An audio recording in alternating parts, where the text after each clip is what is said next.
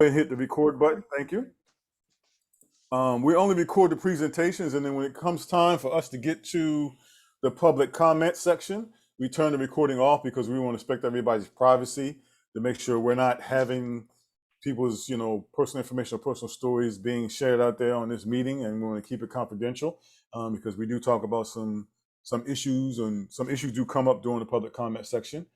So we got a jam-packed agenda. We're going to hear from Janelle, who's going to give us a quick update on special education department. Then we're going to hear from Miss Tony with the ADCAC. We're going to hear from Miss Cunningham with the Prince George's School Mental Health Initiative. And then we'll hear an update of services that's available and upcoming things from the ARC of Prince George's County. And then we will open it up for public comment for us to ask questions and things of that nature. And so with that being said, I'm going to turn the meeting over to Ms. Bowman to go ahead and kick us off and get us started. Welcome, everyone. Good evening, everyone. Thank you so much for being in attendance this evening. I just have a few updates that I wanted to share with our SECAC and parent community. We just received our Part C and Part B, what we call our report cards from the Maryland State Department of Education, where they actually look at a variety of compliance and performance indicators for our infants and toddlers program, which is under Part C of the Individuals with Disability Education Act, as well as Part B, which is for students who are ages 3 through 21 who have an IEP. We'll do a deeper dive at the beginning of next school year to really dig deep into the data that comprises the report card. But I did want everyone to know that for our 7th year in a row, our infants and toddlers program continues to meet requirements and has been assigned the universal tier of support. There are 4 different tiers of support that the Maryland State Department of Education designates for school systems. The first tier is universal tier, which means that that's a program that meets requirements. Then we have what we call the targeted tier, followed by the focus tier, and the last tier being the intensive tier. For our Part B program, which is our students ages 3 through 21, again, looking at a variety of indicators from how students are performing on state assessments, both for our alternate framework students. Those are students with significant cognitive disabilities. They look at graduation rates, secondary transition. They also look at LRE and where students are being educated in the general ed environment, all the way through non-public and private placements. And so I'm happy to report that Prince George's County Public Schools for our 2021 data did move from a focused tier to a targeted tier based on that comprehensive data analysis. So that is great.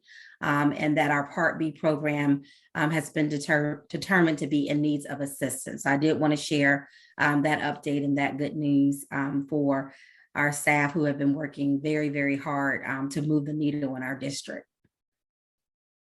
The next update I wanted to provide you is that during our General Assembly this past spring, House Bill 1255, Physical Restraint and Seclusion, Limitations, Reporting, and Training, is a bill that did pass the legislation session, and the bill institutes several changes to our current physical restraint and seclusion laws in the state of Maryland. This particular bill does ban seclusion in any public school setting in the state of Maryland, effective July 1, 2022. I would like you to note that in Prince George's County, we have prohibited seclusion for many, many years. So the great thing is that this bill does not impact how we look at seclusion in our district, because it is expressly prohibited. It does increase oversight by the Maryland State Department of Education to monitor physical restraint and seclusion practices in public schools. And it also requires that school systems not meeting the requirements enter into a corrective action as a district if we're found out of compliance. Prince George's County, we just received our letter from the state superintendent, Dr. Chudnery, and we will be under a review in June with the Maryland State Department of Education. So we'll make sure that we do share those results with you based on MSDE's review. But I did want to share that important update that we are going to be under a review, unlike all of our, and as well as all other districts in the state of Maryland. Just wanted to let you know we have, as you know, several support groups. Those of you, I know I heard a couple of new parents on, so nice to have you. We have been providing support groups, both for parents to support challenging behavior at home, as well as a parent wellness to make sure that we are supporting you and addressing your social, emotional, and well-being needs. We have 3 different support group sessions left. So on the left-hand side or the right-hand side of your screen, you see that we have the support group for supporting behavior change. We have session 8 that will be coming up this week on May 26th. We're focusing on task analysis and chaining. And then on session 9 will be on June 9th, where we're focusing on prompting, generalization, and maintenance. And then for our parent wellness support group, we have summer fun planned for you. That's the information for registering, as well as the phone number. And then the last update I wanted to share is that we're having a virtual paint party or paint night, fun for the whole family, including your children, to join us on Thursday, June 9th from 6:30 p.m. to 8 o'clock. We are providing all of the paint supplies, and we'll have information about the pickup date once you have completed your registration. It is limited 30 participants, so we do encourage, if you think this is something your family is interested in, to please make sure you sign up. And we will provide, of course, the slides, and Sarah Whalen does a great job posting all of the slides that we share, so that you have that hyperlink to be able to register, or you see the phone number here on the screen. So those are all the updates that I have, and I just want everyone to have a safe and wonderful summer this summer of 2022. And that concludes my updates. All right, thank you, Chanel. Does anybody have any quick questions for Chanel before we move on to Miss Andrea Tony? Okay. There is a comment in the chat from Ellen Irby, who I think wanted to make sure that that was mentioned. Okay, so just note that the RDI is a different type of approach to ABA. Let's see. She said, Right, I think it goes with a comment that she left earlier. She had another meeting that she had to leave okay. for, but she wanted to put in her request that to the county that we continue the RDI group and the other supports, and that for her, the RDI group has been essential in helping her son thrive through the pandemic, and she hopes it will be continued.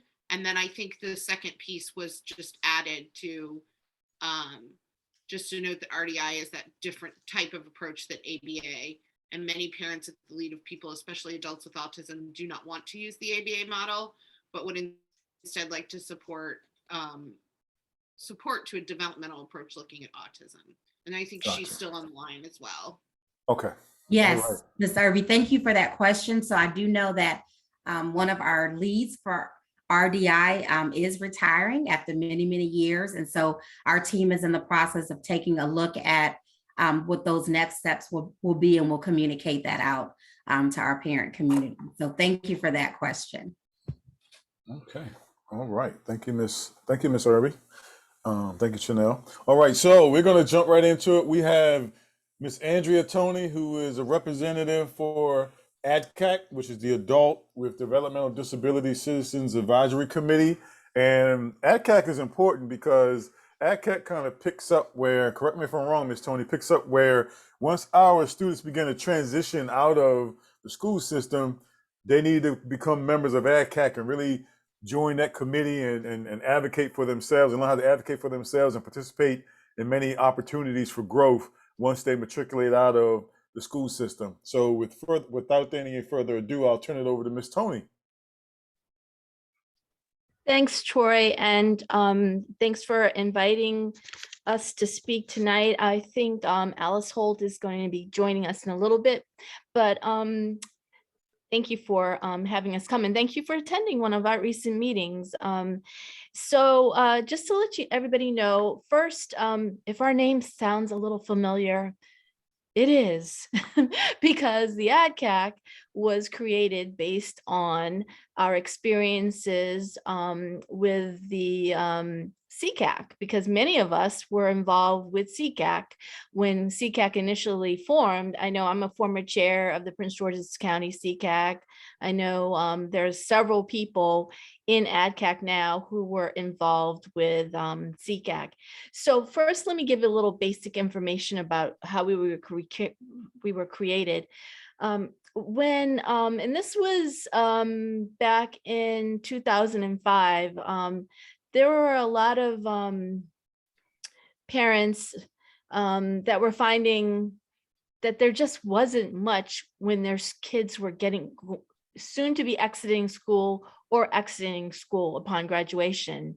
And many parents of adults, if you talk to them, what they often say is they felt like their kid went across the stage, graduated, and fell off a cliff. That analogy is used by a lot of people. And I think the reason many people say that, and you go from jurisdiction to jurisdiction, it's the same. And I think the reason why people say that is there's a lot of support when your son or daughter is still in school. You know, there's Girl Scouts, Boy Scouts, there's, you know, the PTA, PTO, there's SECAC, there's your supportive teachers. And, you know, in the school system, there are a lot of good teachers. I mean, not everybody's great, but there's a lot of really good teachers, and they really look out for their students in their classes. And once they graduate, that's all gone. And the adult world is completely different. While you're in school, services, the student is entitled to FAPE, a free and appropriate public education. Now, some people can argue whether, you know, they got the Cadillac of service or not, but they are entitled to services. That changes when someone exits school and becomes an adult. They're not entitled to anything. They may be able to get services. And fortunately, we live in Maryland, and the governors, they have been putting the funds in the budget for the transitioning youth. So if a parent, in conjunction with the school, is doing what they need to be doing in terms of the transition services, then they'll be filling out the proper paperwork, and they'll be able to get services under these conditions when they exit school. But again, a lot of the supports just fall away. And so a group of us got together, and in fact, it was in my kitchen, and we were all, because we would talk when we meet each other, and everybody was saying, gosh, there's nothing, you know, there's no group that, you know, where we can talk to each other and get support from. So we talked about it, and we actually did what we could do, and that was we started meeting, and then we reached out to our legislators, and we were able to get some delegates that were willing to listen to us, and we had a couple of meetings, and we talked about it. And what ended up happening is that one of the delegates said, you guys should write a bill. You should write a bill in order to create a group. And we said, we could do something like the SECAC, but for adults. And so we traipsed through meetings with the main entity involved in adult services. That's the Developmental Disabilities Administration. We talked to them, had meetings with them. We had meetings with legislators, and we crafted a bill to create our group. So that was a bit of a process, but it was a learning process.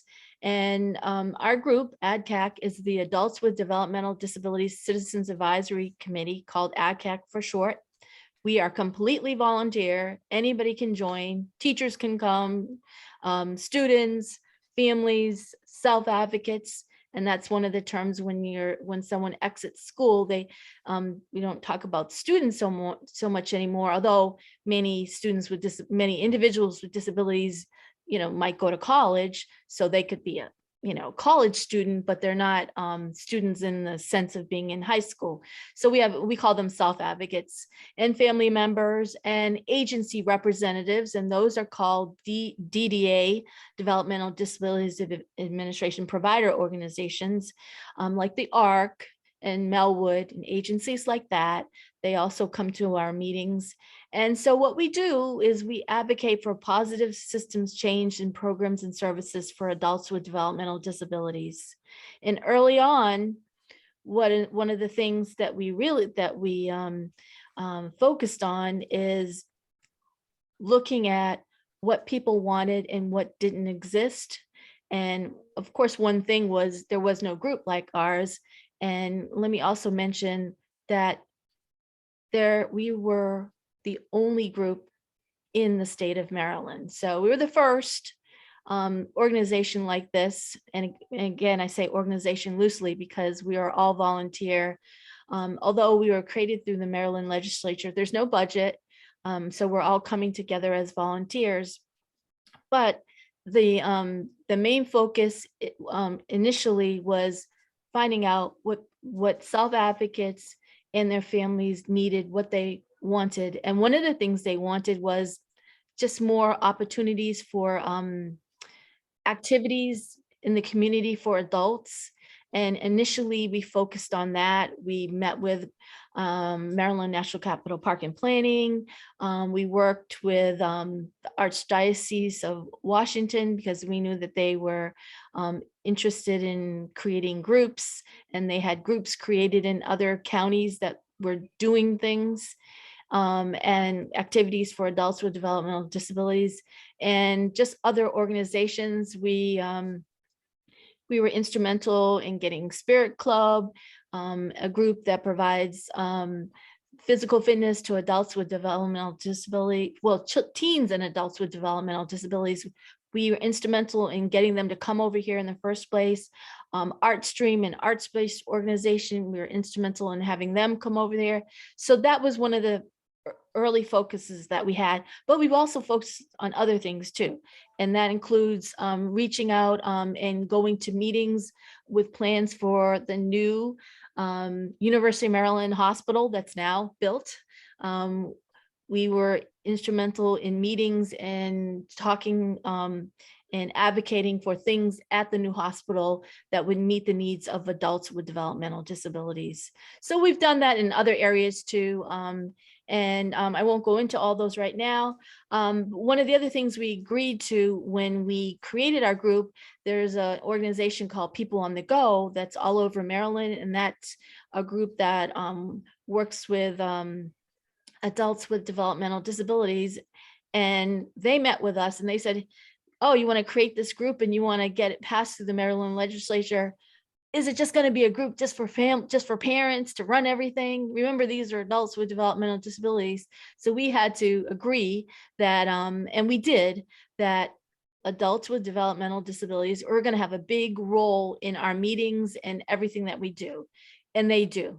We have a leaders in training program where they're learning how to run meetings and conduct meetings. And we've got some really good folks, adults that are doing that. And as a matter of fact, for our June meeting, where the self-advocates are planning a bingo night.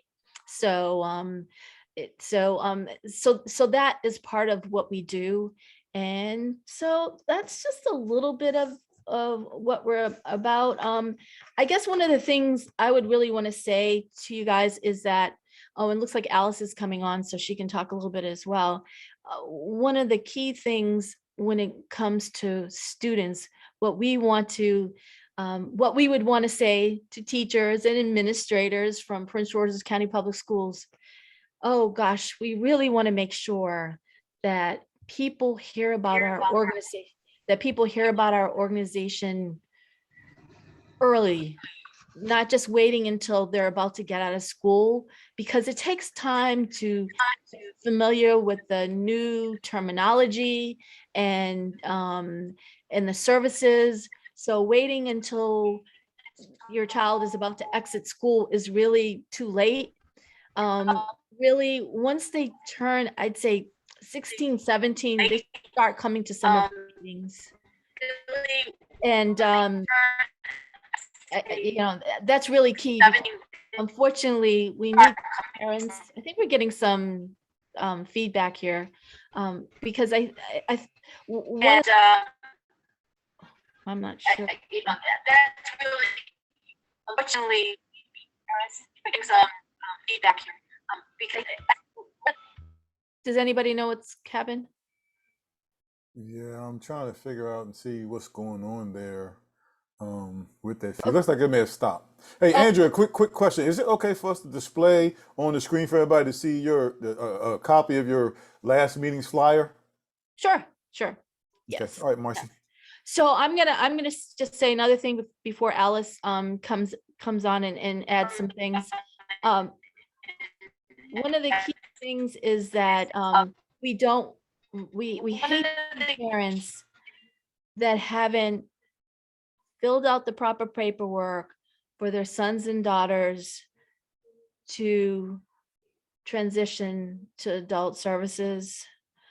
And that's the saddest thing we find, because if they don't do the things that need to happen on time, then their son or daughter is put on the waiting list for how long, could be quite a long time waiting for services. So that is really one of the keys. And we think one of the ways to, and we know that the school system, that you're raising what needs to be done in terms of your transition meetings with parents and families and the students themselves. But we're hoping that you can at least let them know about our group, so that we think that might encourage them to not wait to the last minute, because you never know what happens in life. And if something happens and then people aren't able to get that information in on time, it really impacts the students' lives tremendously.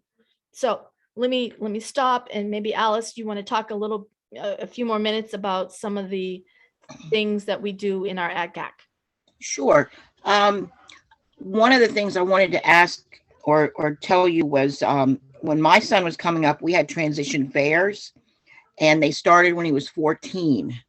So the information's out there. The ADCAC meetings are open to basically anyone that wants to come. We welcome parents, caregivers, definitely the self-advocates, because they do run the meetings. Any kind of person that is interested in helping us in the community. We have people come in from DDA, from the ARC, all kinds of things every week, every month. There's always a number of people there, both professional, parents, and everybody. Our meetings are usually based on a topic. This last one was about housing, group homes, how you apply for them, what kind of group homes there are, and all kinds of information that a lot of us, my son is in his 30s and I didn't know some of the information. I thought I was going to have to wait another 10 or 15 years to get him in a home. We also celebrate Christmas by adopting a couple of homes through the ARC. And excuse me, and we put together gifts for the residents that don't usually get gifts, that don't have a family there to support them, and then a big potluck dinner. And but we celebrate. We do a lot of celebrating of everybody's good when something good happens. And like I said, our self-advocates, they run the meeting. We have one young lady who graduated from UMBC, and it's really amazing to see when the kids I say the kids, but when the self-advocates themselves can do this, and they are a part of this. very important part. And it Okay. looks like we have, Alice, it looks like we had a couple of questions. So, oh, okay, I think one person asked whether somebody from Montgomery County can join. Yes, we have people Yes. from other jurisdictions that are part of our group. Yes, yes, yes. We have people from Anne Arundel, Montgomery County that are part of our group. So yes, let's see, what are the other questions people had?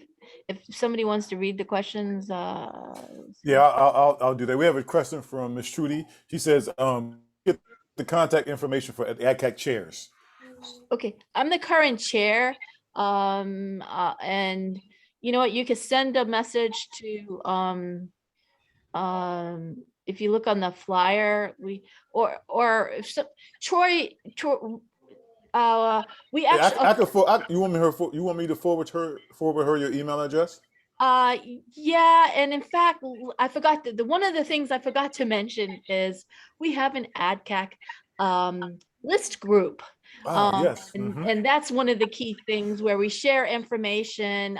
So if you have any folks in the school system that want to join our Google group, you're more than welcome to join. And you're going to have to tell them how to do that because it's not visible to the public.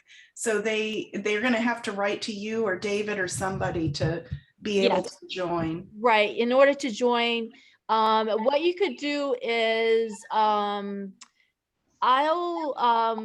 post, well, okay, I can send Troy, I can, why don't you send a message to Troy, and we can figure out how to do this, because I actually don't handle the Google group.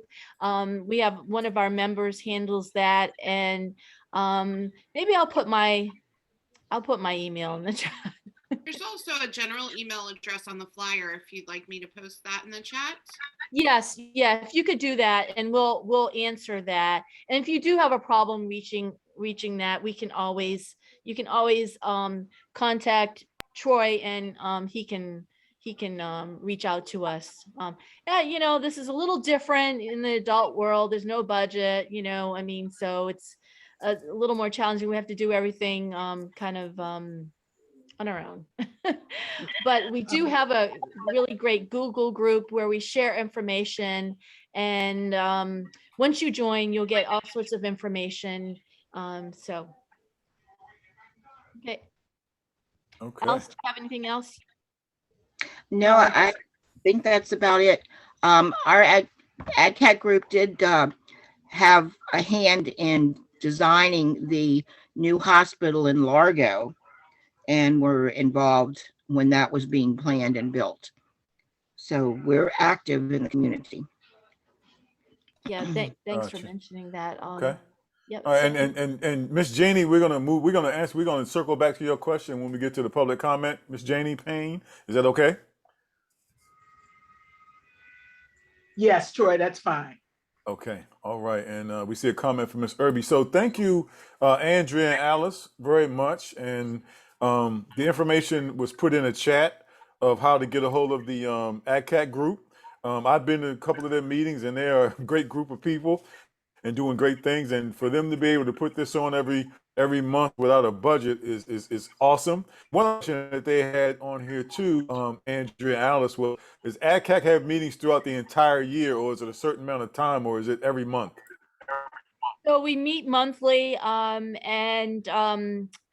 yes, we meet every month. Right now we are we have meetings that focus on topics, like, for instance, in March, we had a meeting that we had the executive director of Disability Rights Maryland, who was talking about supported decision-making, and there was a bill in the Maryland legislature which actually passed. That's really key for students with disabilities as well as adults with developmental disabilities, because this is, and I just want to mention this really quickly.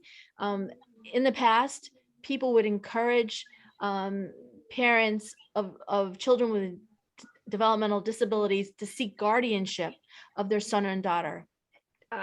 That's changing now, because now there is an emphasis on supported decision-making with the passage of that law, which means that you don't have to do that. You can use a variety of different mechanisms to provide supports to an individual in terms of decision-making. So I think that is actually going to have something that you guys really might want to talk with your teachers about and your staff, because that's a real change in the state of Maryland. But again, we do meet monthly. Thank you. Okay, thank you guys very much. A lot of great information. So all of our parents out there that have young adults, middle schoolers, sign up and join the AdCat group. They do a lot of great things and have a lot of information. As you just heard, Andrea just talked about that new bill for supported decision making. Those are the sort of things that they offer in this group, and it would definitely help you and your young adult with the transition. And it's a great group of people, and it allows this group of individuals to advocate and lead the meetings themselves. It's not a bunch of parents. It's not like our group where we have a bunch of volunteer parents. These are actually individuals living with disabilities that are leading these meetings, and it's a great sight to see. So thank you, Andrea, again for being a part of our meeting. Thank you, Alice, for being a part of our meeting and sharing.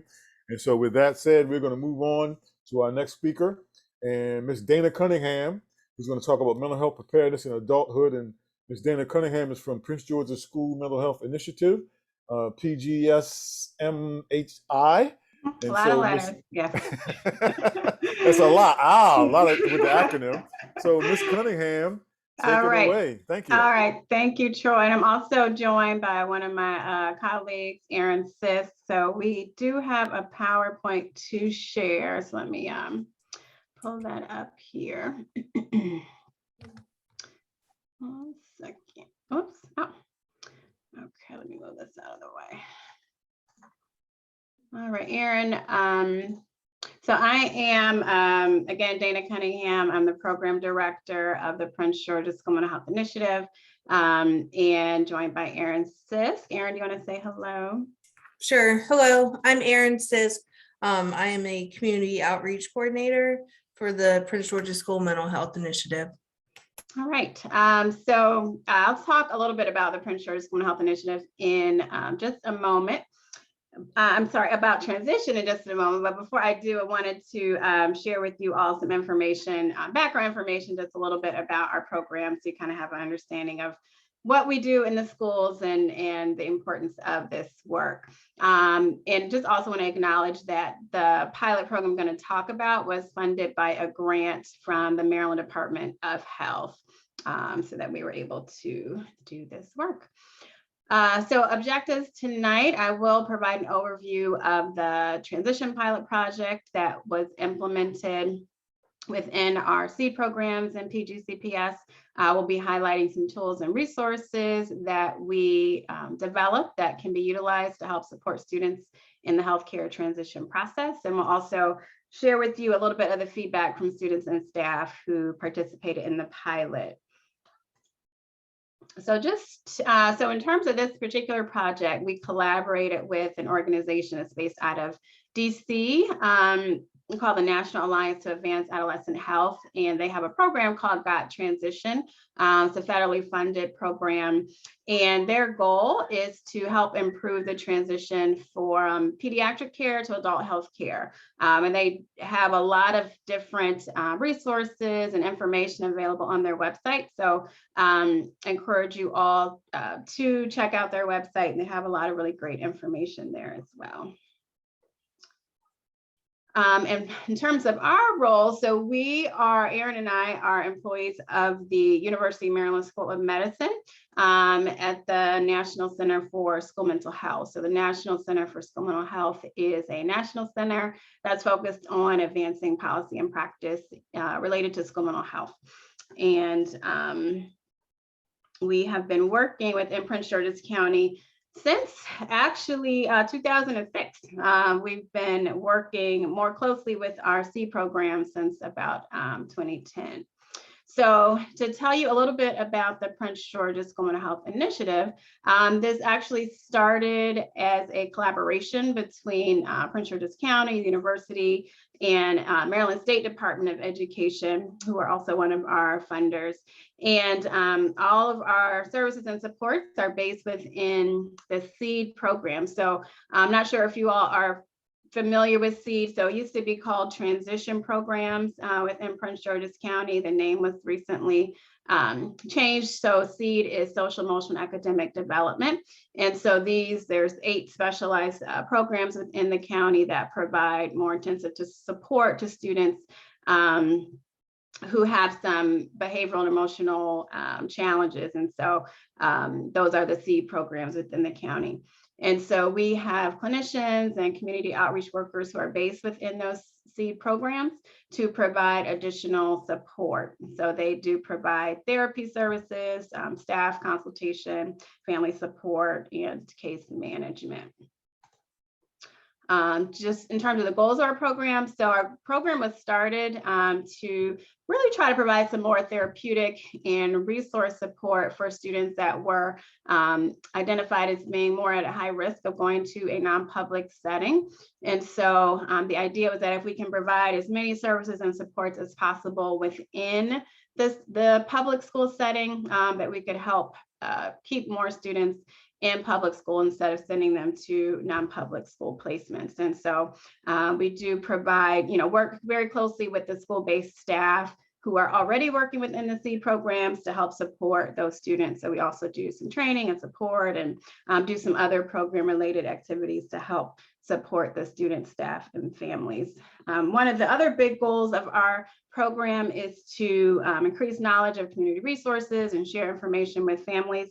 And so just wanted to highlight, whenever we have a chance to share resources, we do with audiences. I think Erin's going to put these 2 resources in the chat box. So we've developed a resource guide that has a lot of different resources throughout the community, everything from mental health services to food banks and health services, all sorts of things. So that is available, as well as grocery giveaway. We know there's certainly many families are challenged right now with the high cost of groceries and inflation. And so Erin has been really great at scouring the internet resources to try to see where groceries are available and free for families. So she, I think, has also posted that link there in the chat. All right, so just in terms of our programs, as I mentioned, we're working within the 8 SEED programs. So there are 2 elementary, 2 middle, and 4 high schools. For the purpose of this pilot, we only worked with students who were in high school because we were really wanting to focus on those students who were starting to think more about transition out of high school. And our programs are staffed by licensed clinicians and, as I mentioned, the community outreach workers. Okay, so that was a little background. So now we'll talk a little bit about sort of healthcare transition and what we did. So we actually implemented this pilot in from the 2020 to 2021 school year. So we were in the middle, smack dab in the middle of the pandemic. We're still in the middle of the pandemic, but it was, we were sort of adjusting to working virtually and supporting students virtually. So that was an added challenge, but we made it work.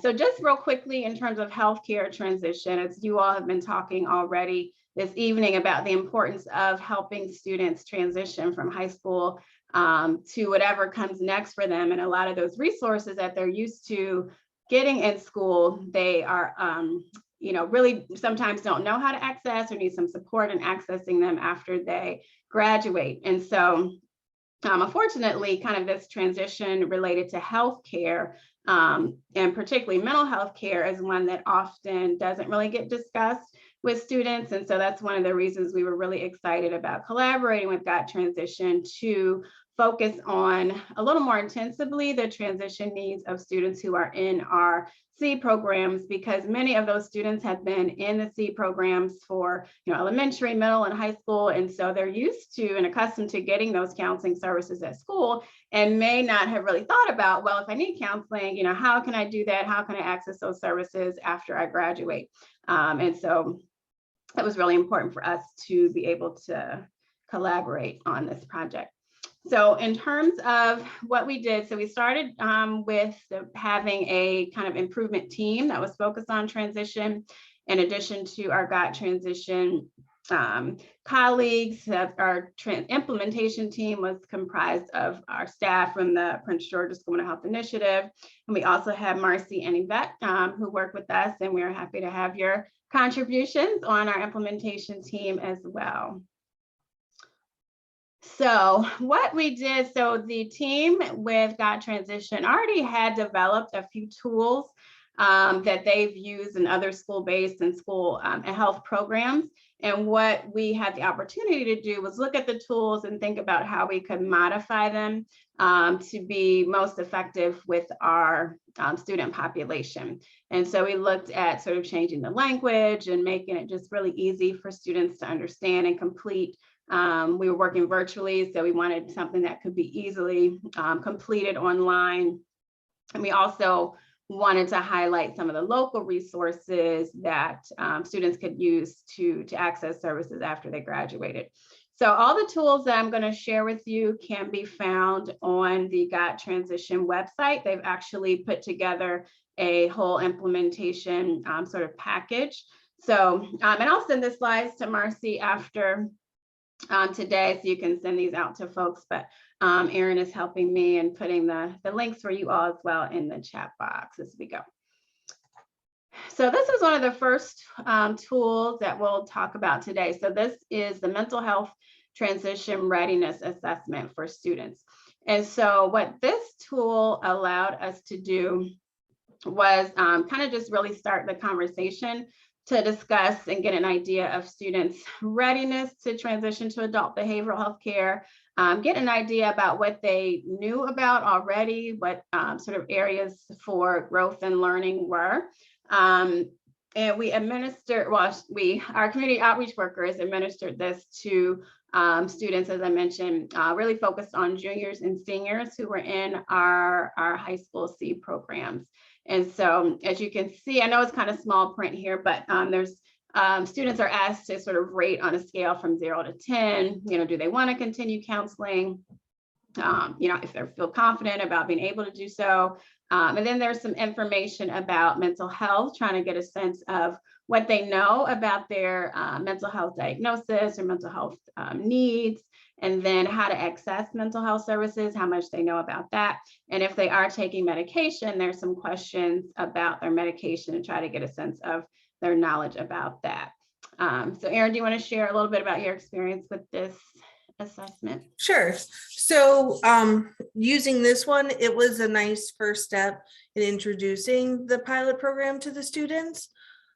This form can be done in one session, taking about less than 15 minutes to complete. Most students were receptive in completing the form as it was not intimidating. This document gives students an idea of how much they already know about accessing mental health care as an adult and things to consider.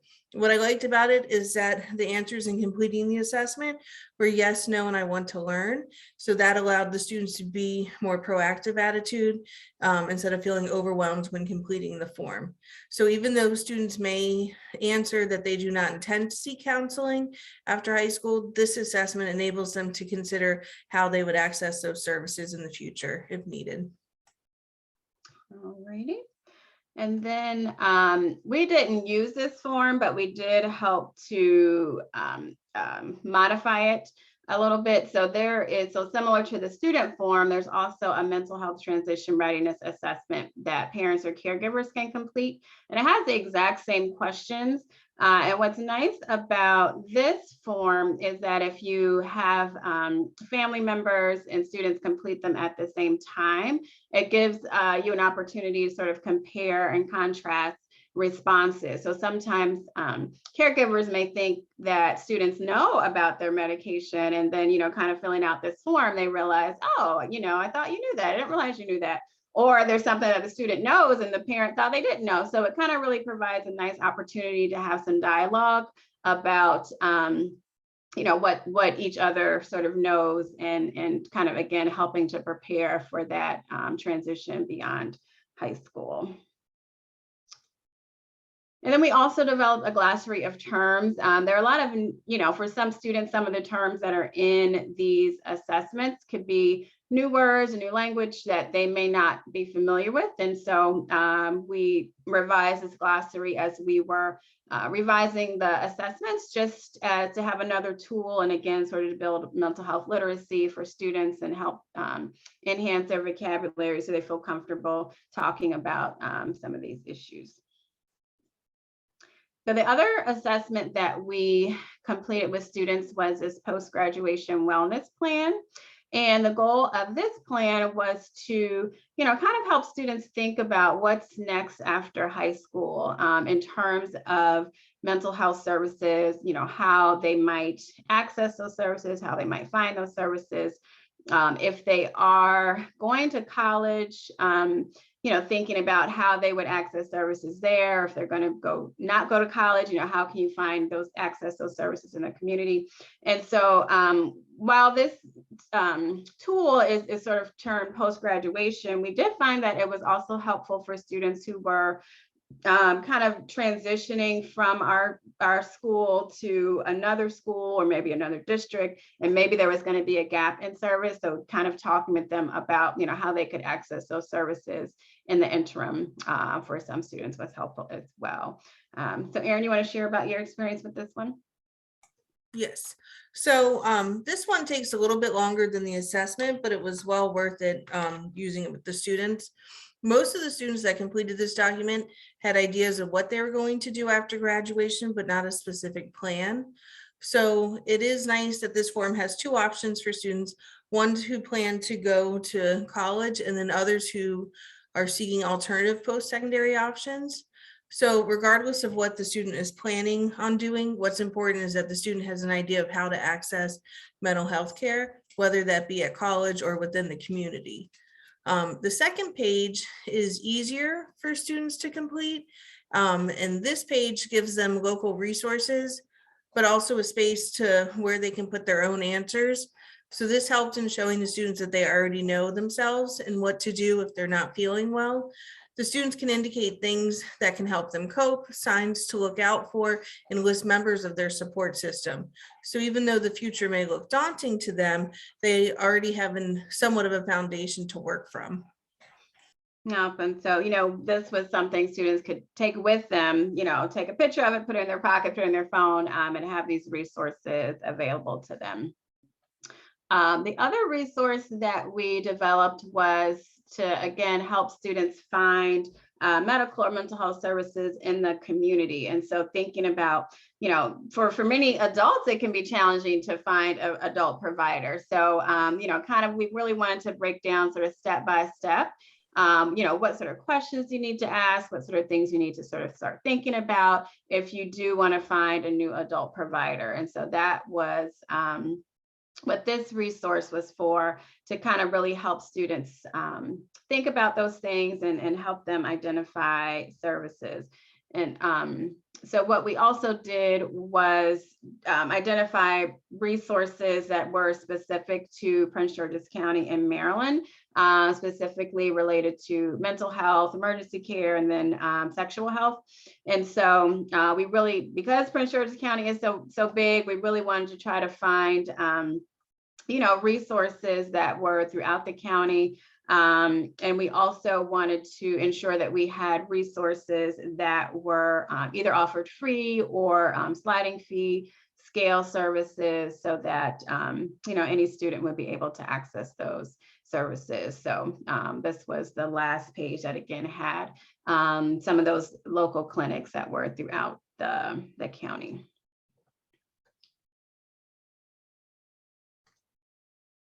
Okay. Oh, sorry, Erin. I was gonna say, I can say a little bit too, Yeah. was that like with using this, I liked how Dana had said that had listed some mental health resources, but then also sexual health resources.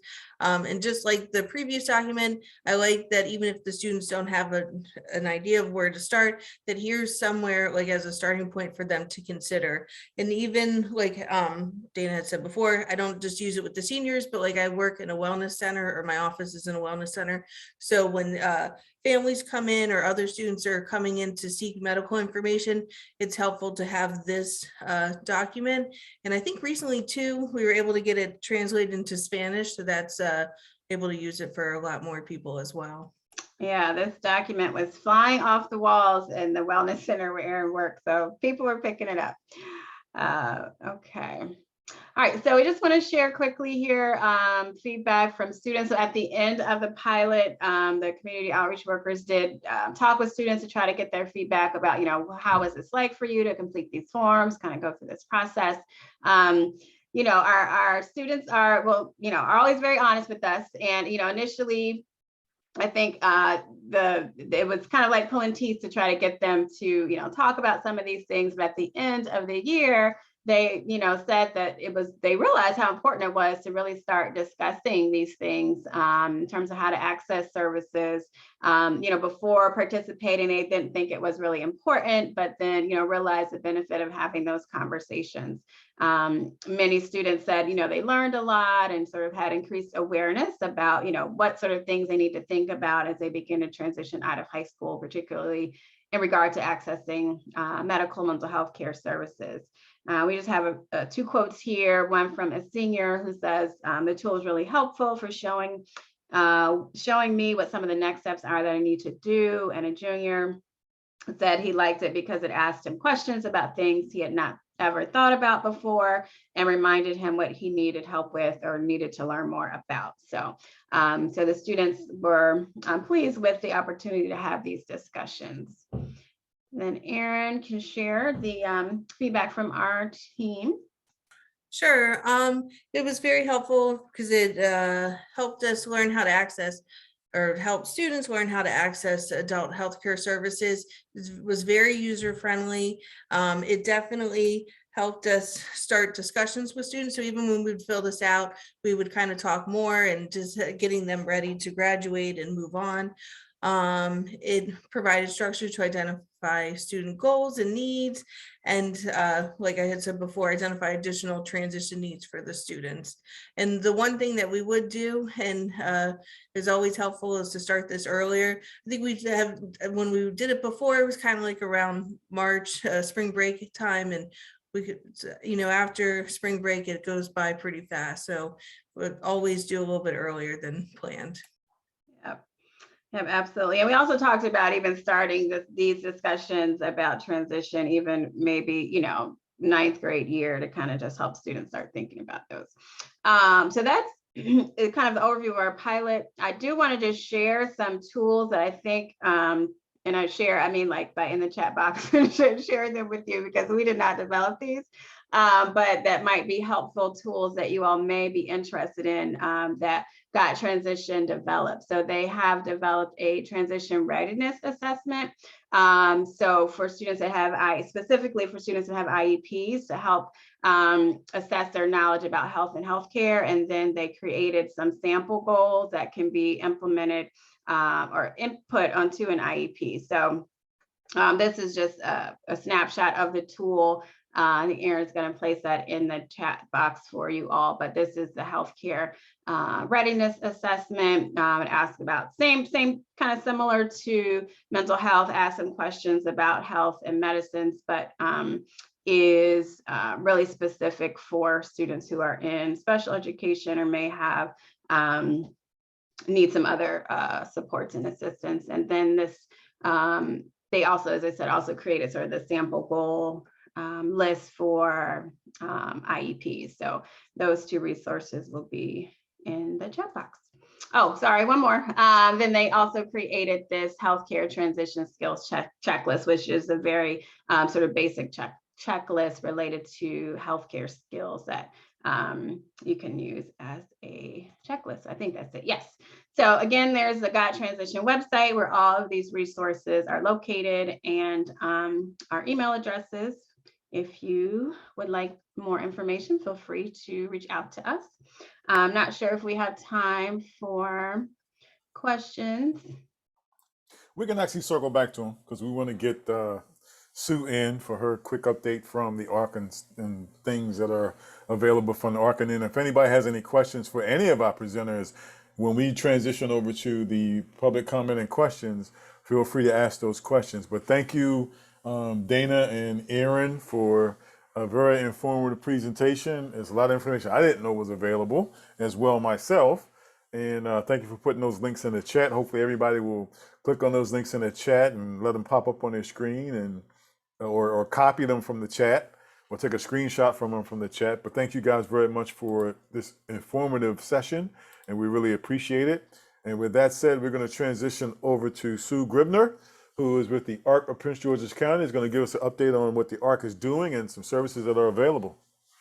Hi, so I just joined as a the benefits outreach person with our team, and we're strategizing for making sure that students, when they do transition to adult services or whatever the adult programs after they leave the school system, that they are registered with DDA and all kinds of other, whatever programs that we can make sure that they would benefit from, that they are eligible for. But Melody Clark from the ARC asked me to mention a couple things. One is that there's a brunch bunch this Thursday, and it's from 11 to 12. And it's, Troy, I sent you a copy of the flyer. I don't know if you can send it to everyone. But it's for Mental Health Awareness Month, and it's kind of a neat topic. It's talking about how animals can help. Is, you know, there's all kinds of service and therapy dogs, but there's pigs, there's horses, all kinds of neat animals that can provide some extra comfort to people that not everyone is aware of. So the brunch bunch is on this Thursday from 11 to 12, and the Zoom link is included. I don't know if it had already been sent out to all the ARC members, but Melanie wanted to make sure that everyone was aware of that. And there's also going to be something in June on the 11th. There's going to be a health fair from 9 to 3 at the ARC. And I'm just learning about what that's all about, but it sounds like it's a lot of fun about exercise and nutrition and things like that for students and their families. So thank you. And as I go along and learn more from the ARC, I'll be passing it on to SECAC.